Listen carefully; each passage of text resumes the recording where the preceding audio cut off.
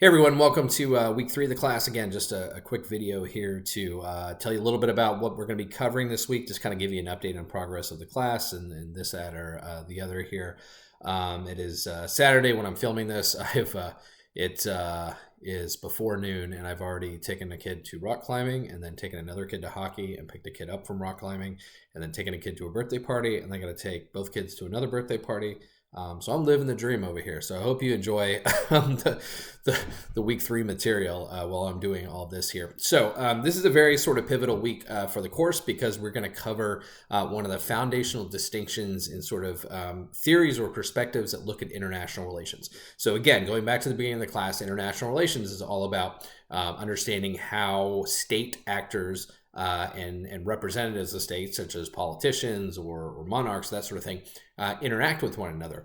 And the very sort of kind of earliest theories or kind of models for understanding this are two that we're going to talk about this week. So we're going to talk about classical realism, and then we're going to talk about classical liberalism, or it's also referred to as idealism. As you'll hear me mention during the lecture video here. So when I use that term liberalism, again, we're not using it's not in an ideological context. So we're not talking about liberals as those who are have progressive political ideas. We're talking about liberalism in the sense that a system of government in which the people are inherently the source of power, and that the government derives its power from the people. And we talk a little bit about classical sort of liberalism here and sort of that context and what it means. We also talk. So this lecture gets pretty philosophical. We talk about the state of nature, which is this theoretical concept of a place where there's no government, no religion, nobody's sort of holding anything over your head, and you can sort of do whatever you want to, sort of whenever you want to.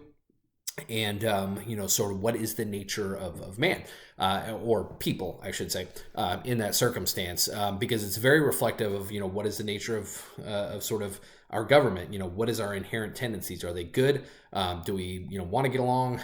Do we have a vested interest in cooperation and partnership? Or are we all just out for power and to secure our own resources? Because, depending on which perspective you take, very much determines sort of what your international relations policy is going to be. So make sure you catch that lecture and watch that, because like I said, these are terms that we're going to utilize extensively throughout kind of the rest of the course here. Just going through the assignments this week. So you have that lecture there. You've got 2 videos that really sort of seek to put it into an additional context here. They're called theory and action videos. One is on classical liberalism. It's about 5 minutes long. You also have one on classical realism. That's just under 4 minutes long. The funny story here is that the guy that films that's being interviewed in the realism piece, Randall Schweller, he was actually a faculty member at Ohio State when I was there. He's very well associated, or known for being one of sort of the most proliferate advocates of classical realism, or realism in general, and is sort of a leading scholar in this area. I didn't take a class with him because I didn't take any international relations. That wasn't my field of study. My only memory of him is that, we hosted a kegger, my roommate and I, at our apartment for the incoming graduate students for the next class, as was the tradition. And faculty member were invited to attend those. And my only memory of Randy Schweller is that he was bitching about the fact that we had a basketball game on and it didn't feel like a party because we insisted on showing sports. So keep that in mind as you watch the video. It's not relevant at all, but kind of a funny story. A couple other things. So watch those videos there.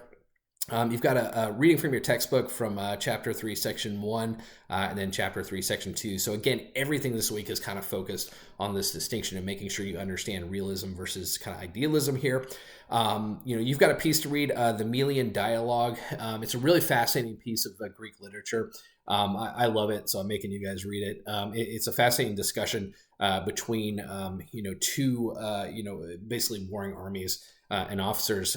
One side saying, hey, we're going to take over your territory. If you want to just give it to us and spare your people and your military destruction, then that would be fine. We can do that, or we can, fight. And so it's a really sort of a great exploratory sort of, it's literally a dialogue, a conversation, related to international relations and sort of, decision making in these sorts of circumstances. So I hope you enjoy that.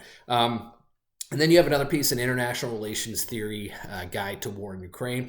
So again, in the spirit of sort of helping to drive home this understanding of the distinction here, the author of this piece looks at the conflict in Ukraine from the lens of both sort of realism and political idealism or liberalism, them to help you understand that. No class discussion this week, so we're on a essay assignment week here, and so you'll see that the week 3 essay assignment contains several questions that you're going to want to answer as you go through that reading that I just mentioned there. So go ahead and have that open so you can answer those questions there. The reading is linked to in the lessons folder, so you have access to it as well. So you're just going to want to submit those by Sunday there. And then the other thing, so really 2 assignments this week, that one, and then just getting the code word in for the lecture this week. In terms of other things, like I said, I've been kind of monitoring the discussion from the previous week and have been.